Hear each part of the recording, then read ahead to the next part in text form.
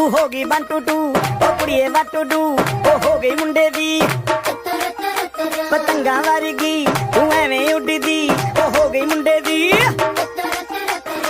हिला ते चलदी टुक टुक तू करदी मेकअप तू करदी आ अंग्रेजी पढ़दी गिट पिट तू करदी जिमें क्वीन साडी विक्टोरिया तू कैंटी बिग बैन दी